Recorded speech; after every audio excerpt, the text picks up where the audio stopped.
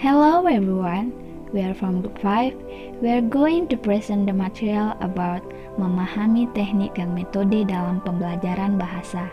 For the first, I would like to introduce member of Group 5. The first presenter and moderator is Selawati Tambunan, which is me. The second presenter is Endysiah. The third presenter is Ira Lines, and the last presenter is Annisa Fitriani. In this section, we are only focused on the technique, and then Metode will be continued with Group 6. Okay, without wasting time anymore, for the first material will be present by me. What is technique? Technique is a procedure of skill completing specific tasks. These are the tricks that can be taught to another teacher. Also, a lot of the in-service and workshop, all the teachers attend our little bit of games, activities, and action that teacher can use to achieve certain goal in the classroom.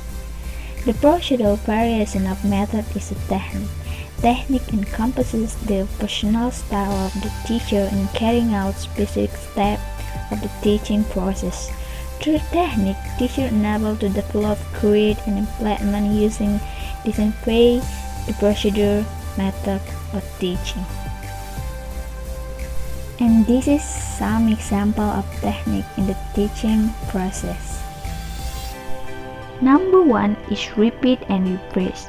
The repeat and rephrase technique is effective in the classroom because the student may know various vocabulary words and now know the ones that the teacher is using.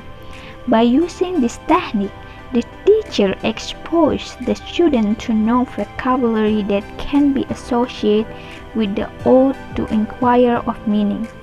The repeat and rephrase strategy is used in the classroom to promote, achieve, or ensure understanding of given topic. Standard of question. For example, if student doesn't understand the question, what is the meaning of an adjective? That the teacher can respond by either repeating and or if understanding is still not reached, rephrasing the question to promote the student application of knowledge. This question could be rephrased as, what does an adjective do? This is also help with the future question as the student will better understand the meaning of the posed question.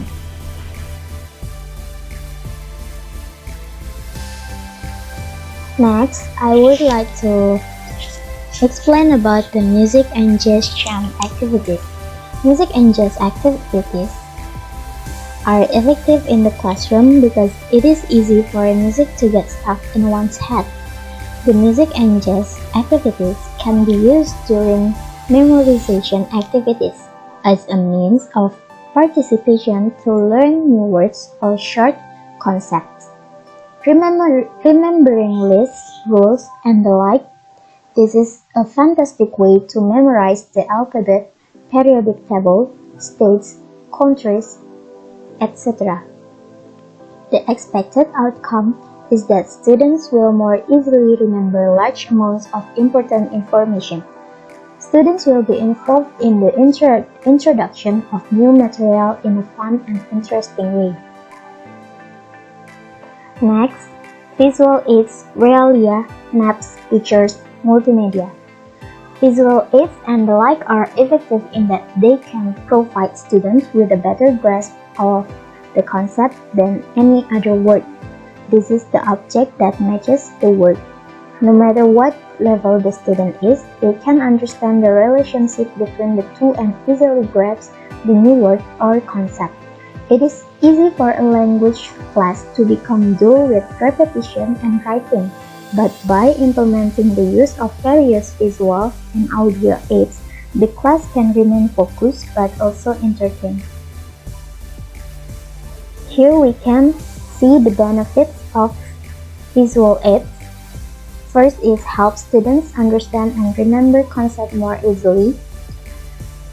Visual aids also help you present clearly and smoothly without complication or tangent.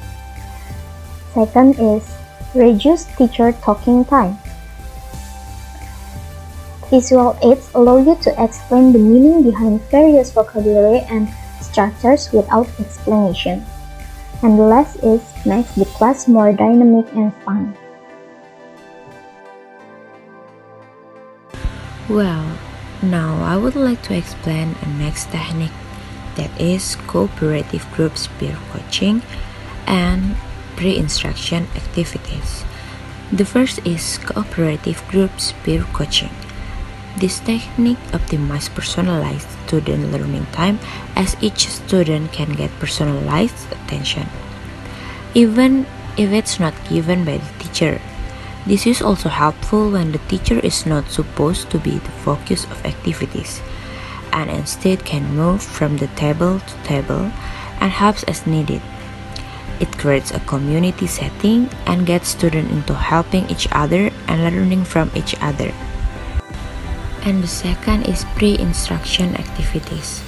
Pre-instruction activities is generally effective because they provide an easy break into new information. Additionally, they provide the student with notes or something to look back on to relate the new information with the old, so that the concept is easier to grasp. For instance, a chart may compare new materials with old, thus drawing a line between two that the student can follow. These activities also draw the student into the new concept to keep them motivated and interested in what is being taught. The pre-instruction technique could be applied in the introduction of a new concept or idea, or it can be applied to the planning of a project or paper that will be written by the student.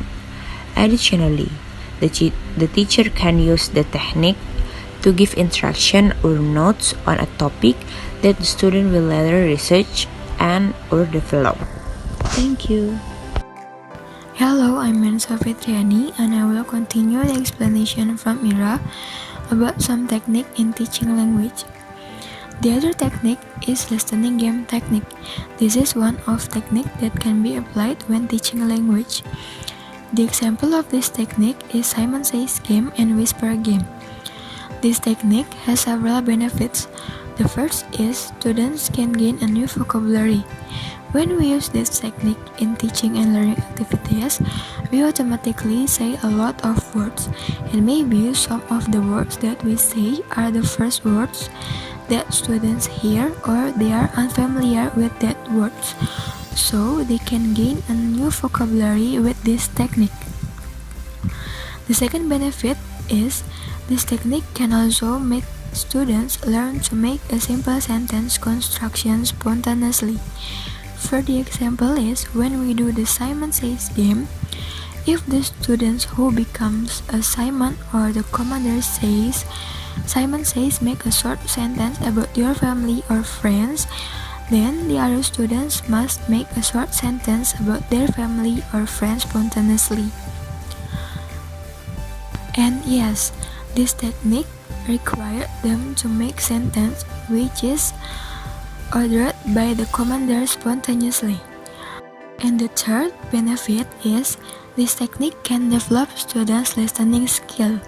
For the example is when we do Simon Says game or Whisper game in teaching and learning activities, when the commanders say the order, we should listen it carefully so we can know that what they are saying exactly. This can develop students' listening skill. The next technique is storytelling technique. This is an old technique that's still often used by some teachers when teaching and learning activities.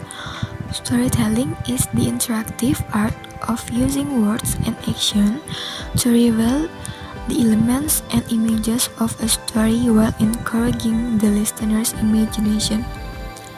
This technique also has several benefits. The first is stories are motivating and fun, and also can help develop positive attitudes towards the foreign language and language learning. The second is stories can exercise students' imagination. Students can become personally involved in a story as they identify with the characters and try to interpret the narrative and illustrations. This imaginative experience helps students to develop their own creative powers. The third is storytelling can also help students to develop their listening skill and comprehension. Why storytelling can help students develop their listening skill and comprehension? Because when we do storytelling, we need to listen the story carefully to know what the speaker talking about. So we know what the story is about.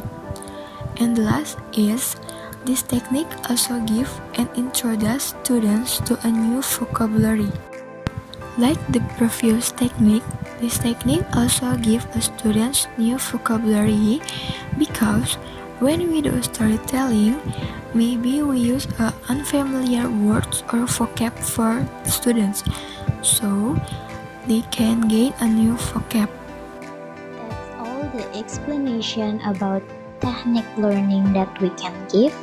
Hope it can be useful for all of us. Thank you. Wassalamualaikum warahmatullahi wabarakatuh.